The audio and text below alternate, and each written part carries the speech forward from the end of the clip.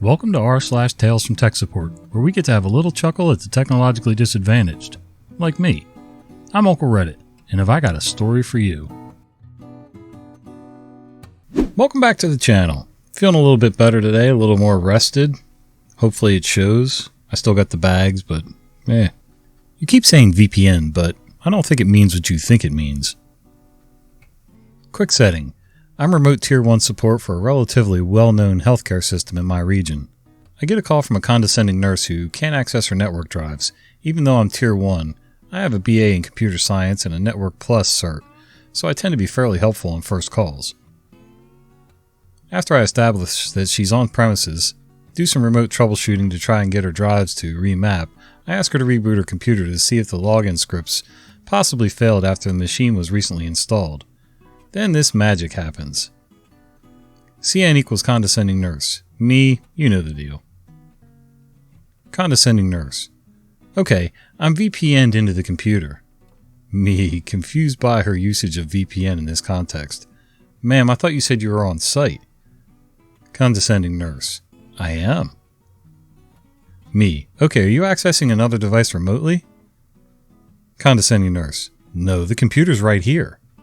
Me. So you're logging into your device then? Condescending nurse, sounding frustrated now. No, I'm VPNing into it. Me. A VPN wouldn't be used when you're on site though. Condescending nurse. I'm VPNing into my computer from a different one. Me, starting to feel like she's just talking about her Windows account now.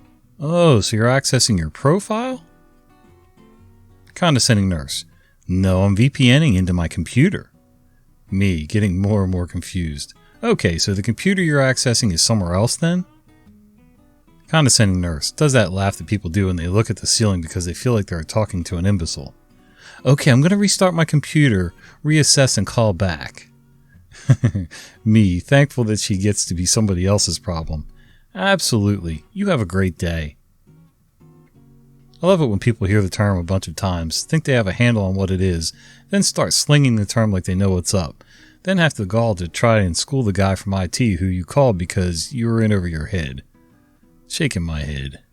I hear that all the time. People hear buzzwords and things like that all the time and just assume that they know what it means and then start throwing that word around and using it for anything and everything. I'm VPNing to you right now via my webcam. No.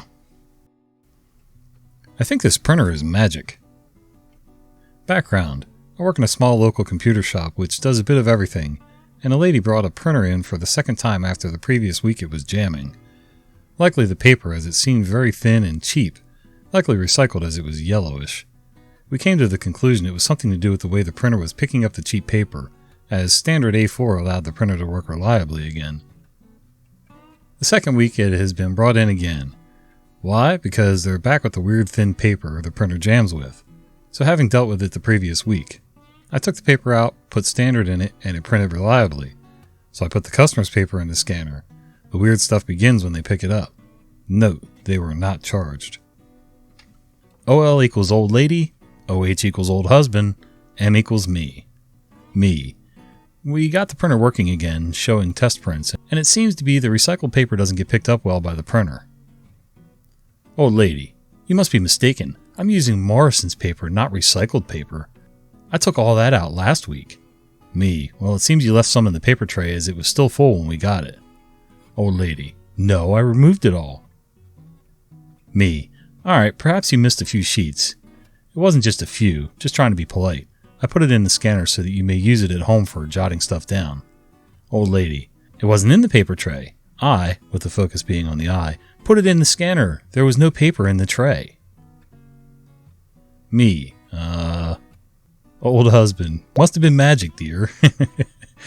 The look the old lady gave him almost sent me over the edge because it was such a confused but also angry face. And clearly the old husband wanted out because he rather quickly took the printer to their car. Oh my God. He probably had that defeated look on his face. Been married for years and just knows better than to directly fight. He gets his point across without being totally direct about it. I love it. I need to brush up on that skill myself. Endless scanning project. Well, you're the boss. This is another story from my days in a university computer support group, dealing with my boss's boss. I referred to him in the past as Big Boss, so he'll be BB for this story. Many years ago, BB got it into his head that he'd like to post PDFs of a whole bunch of old papers he had written or co-written on his webpage. No problem, you say. Totally makes sense. However, he had no electronic copies, only the actual paper copies, and he wanted me to scan them for him. The problem for me was I had no access to bulk scanning. This was before the days of every copier having scanning ability, and we didn't even have a desktop scanner. But he wanted it done. He was the boss. So I dove in. I did have requests from some students for a scanner, and I had access to some funding that was reserved for student equipment, so I figured I could buy an inexpensive desktop scanner with a sheet feeder and borrow it for a couple of days while I had a student scan the hundreds of pages that needed to be scanned. All the papers were bound in various types of non-permanent bindings, so they had to be taken apart, scanned, then put back together, so the process was going to take a while. There were dozens of these documents, and to make things interesting, they were printed on A4 paper, so we had to make sure we didn't get a scanner that couldn't deal with that fact. So I bought a scanner, did some test scans myself, seemed okay, showed one of my student employees what was needed, and went back to my real job. At the time, my group was down to 2 members, so I was handling way more work than normal and relying on my students a lot. We got several of the documents scanned. I took a quick look, then copied them into BB's directory and emailed him to please review and see if they were acceptable. He said they were, so I told my student to go to town. We got everything scanned over several days. Obviously, my student wasn't available 8 hours per day, far from it. He got the documents all rebound and delivered back to BB, and I figured we were done. But I was wrong. Within a couple of days, BB was back with a couple of issues. The scanner I had bought fed the source pages from the top or bottom of the page, not the side, long edge. And the pages were two-sided, so the pages got pulled into the scanner over the glass, scanned, then flipped, scanned, ejected, and the next page pulled in. The problem was that the edges tended to be scanned slightly off on vertical alignment, so if you're reviewing a document in a PDF viewer, every other page seemed to lean slightly away from the previous page. I don't know if this was because of the non-US paper size or not, but BB didn't like the way it looked. Frankly, I had noticed when I did my quick proof. Another issue BB brought up was that some pages, especially those with graphs or diagrams, were very faint compared to the pages with pure text. I went back to the source documents and found the originals had the same issue. It seemed to be that we were going to have to scan each page by hand, edit for brightness or contrast, then merge everything into separate PDFs. Oh, God. I suggested to BB that this was really a project that should be outsourced to someone who actually did this kind of thing as a profession. But no, BB thought that would be too expensive. I don't know how many hours I had invested at this point, but I got BB to realize that there was no way I could do this for him in any reasonable time frame without letting my main duties completely go. A day or so later, I had what I thought was a brilliant idea. I rushed to BB's office to tell my cool solution. I knew BB traveled a lot. He typically spent summers outside the US, frequently in up-and-coming third-world countries. Why not take the original documents with him on one of these trips and find a local person or business who could transcribe the documents into some standard electronic format? It could be done for a fraction of what it would cost in the US. It would be providing work for someone who likely needed it. Diagrams and graphs could be scanned separately. It was a win-win. I'll never forget BB's response to my idea. After getting me to mess around with this project for weeks at a time, when I was doing the work of 3 people, he just waved my idea aside and shook his head. The documents just weren't that important. I walked away wondering just how important my time was to him. Wait, so the documents weren't that important? But yet you wasted this guy's time plus a student's time? I don't understand that. It's either important or it's not. It probably just translates to he didn't want to travel with all those papers. Monday morning fun. New users.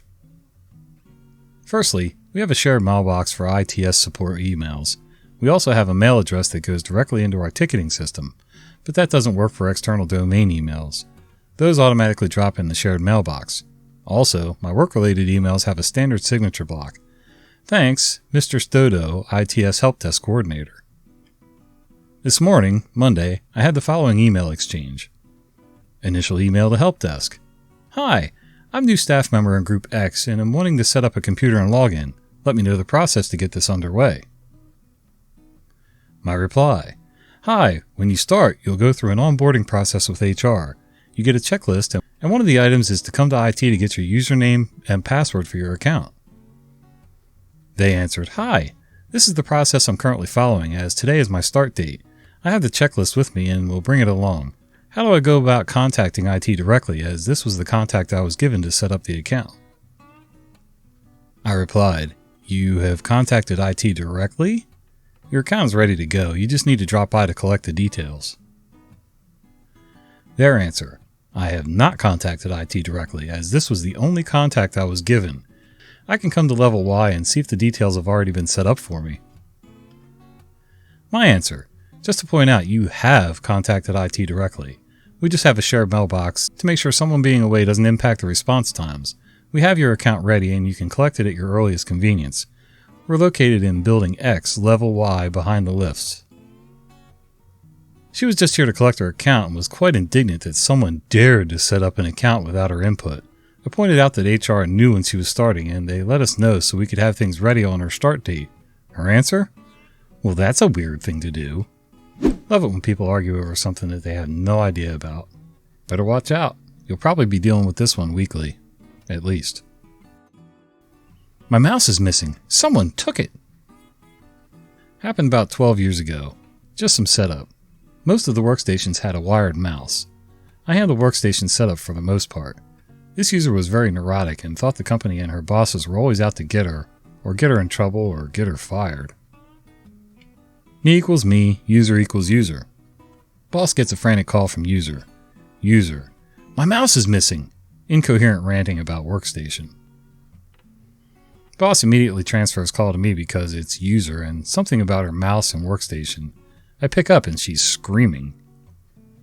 User. Why is my mouse gone? What, you didn't have one and so, her boss. Told you to just take mine because I'm disposable, right? You have no right to just come to my office and take my mouse. I'm going to HR. At first I couldn't understand her over the screaming, so I said flat out, Me, I'm going to hang up if you don't stop screaming and calmly explain what's going on. User, my mouse is gone. Did you take it and give it to someone else? Me, no, I didn't take it. We have plenty in the back. I'll bring you a new one. I walk into her office and can feel the piss mist. She's radiating anger. Oh, that's a new one for me. User, someone took it. This is ridiculous. I can't work and people are effing with me. I see no mouse on her desk, so with a new mouse in my hand, I look under the desk at the workstation and see multiple things plugged into her desktop. Since I set these up, I know the workstation has 6 ports, 2 in front and 4 in back. And I know 1 for keyboard, 1 for mouse, and in some rare cases 1 for a scanner. So I see 3 to 4 in the back used, and the 2 in the front empty. I also notice the wires are loose and messy, and I keep them tidy with Velcro wraps during setup. I look at the top of her desk again, and all the way back behind her monitor in the dark dust-coated area of her desk is the mouse. It looked like her foot had snagged the mouse wire down below and pulled it so that the mouse flung all the way to the back of her desk. So I grab the mouse and pull it deliberately, slowly towards her, and the front of the desk and place it down. The look on her face to this day I will never forget. She probably lost years of her life being that stressed and angry. She was now angry, but in a I'm stupid way. I just walked out immediately and went right to my boss and explained everything, and to make sure HR knows the real story. We had a good laugh about it. Normally I would feel bad, but this user has always been a pain in the butt and horrible to deal with. Oh my god. Paranoid people, you gotta love them. Back when I was building and installing cabinets for custom kitchens, bathrooms, offices, you name it, I worked with a guy who was just this paranoid. Every day. Now we drove the same work truck every single day. Nobody else used this truck but us. 9 times out of 10 I drove and he rode the passenger seat, and we would load our crap in the truck, go to the job site, do our jobs, and come back.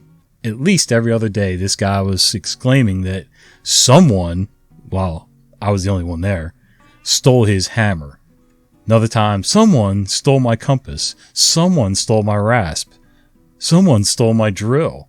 Someone stole this, that. And every time, he'd find it in a different place where he had put it. He wasn't very good at putting things back exactly where they went. I'm sorry, but if I'm that paranoid about my tools, I'm going to put them back in the exact same spot every time. That way, I know if I did something stupid or if somebody actually took it. And it's kind of funny because none of my stuff ever went missing. If somebody was really stealing stuff, they would have taken more than just one item that just belonged to him. Although I may have done it a couple times towards the end just to screw with him, but that's another story. 1 isn't the loneliest number. I was working for a small company whose bread and butter was online retail sales. Onboard RAID died on the sole physical web server the website ran on. Replacement board had about a 3-week lead time. Department head recommended replacing the server, but even then, the store would be down for a week or two, and we'd have to get a vendor to set up their proprietary software. This in itself would have been expensive.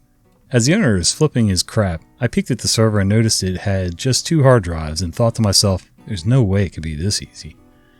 I plugged the drive into a regular SATA port, turned it on, and the server booted right on up, web server and all. We got super lucky that the server was running RAID 1 and that the stars aligned with the soft RAID. I got a bunch of attaboys, and I recommended right then and there that we just replace the server since it was already about 5 years old at that point anyway. 2 years later, I get called in early because the very same server that was left as is had failed to come back up after a reboot.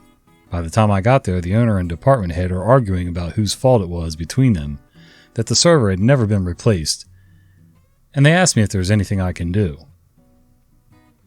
By that point, I was aware that all the important bits of the e-commerce site, including the DB, were hosted on a different server.